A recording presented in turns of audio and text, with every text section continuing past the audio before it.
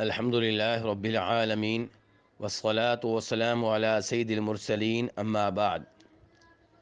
موجودہ زمانے میں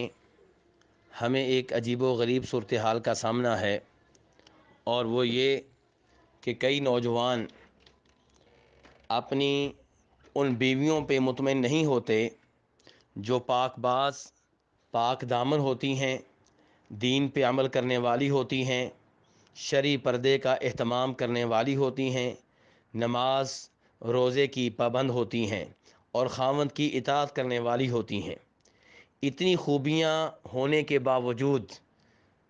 ان کے شوہر ان سے اعراض کرتے ہیں، انہیں توجہ نہیں دیتے، انہیں اہمیت نہیں دیتے، اور ان کی جگہ پہ ایسی لڑکیوں کے خواب دیکھتے ہیں جو بے حیا ہوتی ہیں، بے شرم ہوتی ہیں، بے پردہ ہوتی ہیں، جن کی شریعت میں جا بجا مذمت آئی ہے، شریعت جنہیں ناپسندیدگی کی نگاہوں سے دیکھتی ہے۔ نبی علیہ الصلاۃ والسلام نے تو یہاں تک ارشاد فرمایا تھا کہ تنکح المرأۃ لاربع، کہ کسی بھی لڑکی سے نکاح کے 4 اسباب ہوتے ہیں۔ نمبر 1، اس لیے اس سے شادی کی جاتی ہے کہ وہ خوبصورت ہے۔ دوسرے نمبر پہ اس لیے شادی کی جاتی ہے کہ وہ اعلیٰ خاندان سے تعلق رکھتی ہے، حسب و نسب والی ہے۔ اور تیسرے نمبر پہ اس لیے اس سے شادی کی جاتی ہے کہ وہ مالدار ہے، اس سے شادی کریں گے تو شادی کرنے والے کو بہت سا مال ملے گا۔ یا اس لیے شادی کی جاتی ہے کہ اس کے پاس دین ہے۔ تو آپ نے کہا تھا فاظفر بذات دینی تریبت یداک، اگر کامیابی چاہتے ہو تو ایسی لڑکی سے شادی کرو جس کے پاس دین ہو۔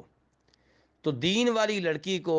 دیگر لڑکیوں کے اوپر شریعت نے فوقیت دی ہے۔ ہاں، اگر کسی لڑکی کے پاس دین کے ساتھ ساتھ مال بھی ہے تو الحمدللہ، دین کے ساتھ ساتھ خوبصورتی بھی ہے الحمدللہ، دین کے ساتھ ساتھ وہ اعلیٰ خاندان سے بھی تعلق رکھتی ہے تو بہت اچھی بات ہے، ورنہ دین کو باقی امور کے اوپر فوقیت حاصل ہے۔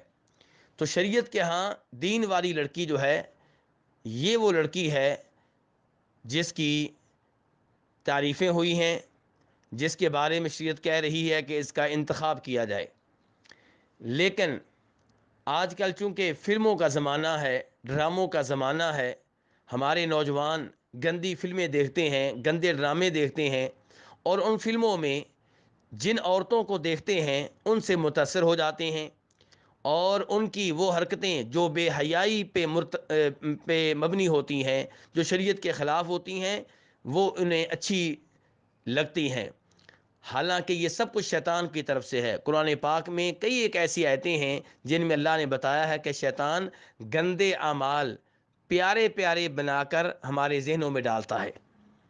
ہمیں وہ چیزیں جو اللہ کے ہاں غلط ہیں وہ اچھی لگتی ہیں، شرک ہمیں اچھا لگتا ہے، بدعات ہمیں اچھی لگتی ہیں، گناہ ہمیں اچھے لگتے ہیں، اور وہ عورتیں جو شریعت کے خلاف ہیں، جو اعلانیہ طور پہ بے حیائی اور بے پردگی کر رہی ہیں، وہ ہمیں اچھی لگتی ہیں۔ اور اس بات پہ افسوس ہونا چاہیے، اس کا مطلب یہ ہے کہ ہمارا دل و دماغ شریعت کے مطابق نہیں ہے۔ اگر ہمارا دل و دماغ شریعت کے مطابق ہوتا تو ہم اپنی ان بیویوں پہ مطمئن ہوتے جو پاک باز ہیں، جو پاک دامن ہیں، جو پردہ کا اہتمام کرنے والی ہیں، جو ہماری اطاعت کرنے والی ہیں، اور سب سے پہلے اللہ تعالیٰ کی اطاعت کرنے والی ہیں۔ نبی علیہ الصلوۃ والسلام تو ایسی بے حیا لڑکیوں کی مذمت کرتے ہوئے نظر آتے ہیں جنہیں آج ہم پسند کر رہے ہیں، فلموں سے متاثر ہو کر، ڈراموں سے متاثر ہو کر۔ چنانچہ امام مسلم رحمہ اللہ روایت کرتے ہیں جناب ابو ہریرہ رضی اللہ تعالیٰ عنہ سے کہ نبی علیہ الصلوۃ والسلام نے فرمایا، جہنم کے 2 گروہ ایسے ہیں جنہیں میں نے ابھی تک نہیں دیکھا، یعنی کہ وہ میرے بعد میں آئیں گے، میں نے انہیں نہیں دیکھا اپنی زندگی میں۔ فرمایا ایک وہ گروہ ہوگا جن کے پاس کوڑے ہوا کریں گے، اور یہ کوڑے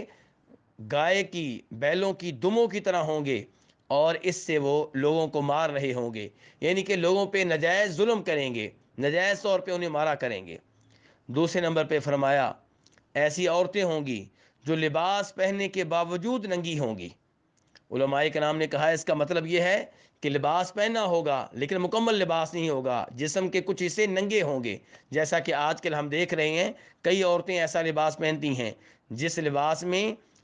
ان کے آدھے بازو ننگے ہوتے ہیں، ان کی پنڈلیاں ننگی ہوتی ہیں اور ان کی چھاتی اور سینہ ان کا ننگا ہوتا ہے۔ فرمایا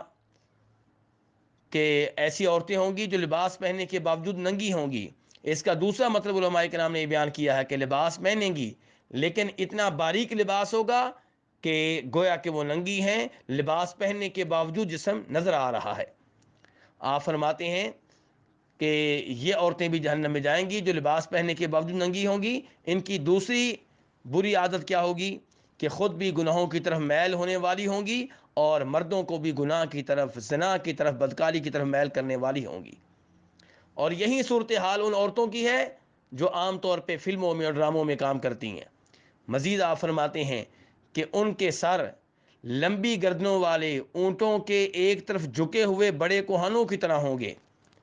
یہ جنت میں داخل نہیں ہو سکیں گی، حالانکہ جنت کی خوشبو دور دور سے آ رہی ہوگی، لیکن یہ جو عورتیں ہیں یہ نہ جنت میں داخل ہو سکیں گی نہ جنت کی خوشبو پا سکیں گی۔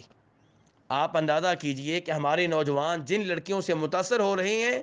شریعت یہ بتا رہی ہے کہ یہ عورتیں جہنمی عورتیں ہیں، ان کی سزا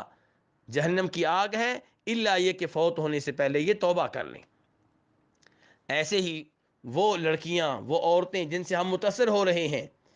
ان میں کئی اور ایسی برائیاں پائی جاتی ہیں جو شریعت کے خلاف ہیں۔ مثال کے طور پہ ایسی عورتیں تل بنواتی ہیں۔ ایک وہ تل ہے جو خود بخود جسم پہ ہوتا ہے، اور ایک وہ ہے جو اپنے جسم کو گدوانے والی ہوتی ہیں اور جعلی طور پہ تل بنواتی ہیں، اور ایسے ہی اپنے چہرے سے بال نوچتی ہیں، اپنی ابرو کے بال بناتی ہیں، بال کاٹتی ہیں، انہیں سیٹ کرتی ہیں، اور یہ سارے وہ اعمال ہیں جن پہ نبی علیہ الصلوۃ والسلام نے لعنت فرمائی ہے، جیسا کہ مسلم شریف کی حدیث میں بھی آتا ہے اور دیگر کتب حدیث میں بھی یہ حدیث موجود ہے۔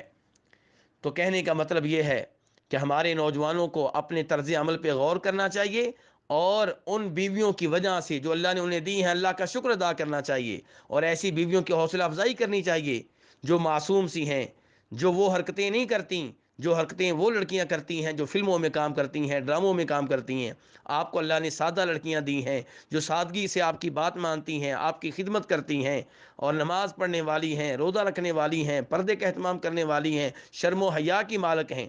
اور آپ ان پہ ان لڑکیوں کو ترجیح دیتے ہیں اور اپنی بیویوں کے سامنے ان لڑکیوں کی تعریفیں کرتے ہیں جو کہ فلموں میں کام کرتی ہیں، ڈراموں میں کام کرتی ہیں، اور اس طرح آپ اپنی بیویوں کو تنگ کرتے ہیں، تکلیف دیتے ہیں، اور یہ جرم ہے اور یہ غلط ہے۔ ایسے نوجوانوں کو اللہ سے توبہ کرنی چاہیے اور اپنی بیویوں سے معافی مانگنی چاہیے، اپنی بیویوں کی حوصلہ افزائی کرنی چاہیے کہ وہ ماشاءاللہ پاک باز ہیں، پاک دامن ہیں، برائیوں سے دور رہتی ہیں اور ایسی حرکتیں نہیں کرتی جن سے شریعت نے روکا ہو۔ اللہ رب العزت ہمارے دل و دماغ کو شریعت کے مطابق بنائے اور ہمیں ان چیزوں سے پیار کرنے کی توفیق عنایت فرمائے جو شریعت کے مطابق ہوں، اور اللہ تعالی ہمیں ان سے نفرت کرنے کی توفیق عنایت فرمائے جو شریعت کی کھل کر مخالفت کرنے والے ہیں یا کھل کر شریعت کی مخالفت کرنے والی لڑکیاں ہیں۔ وصلی اللہ تعالی علی نبی محمد و آلہ و صحبہ اجمعین۔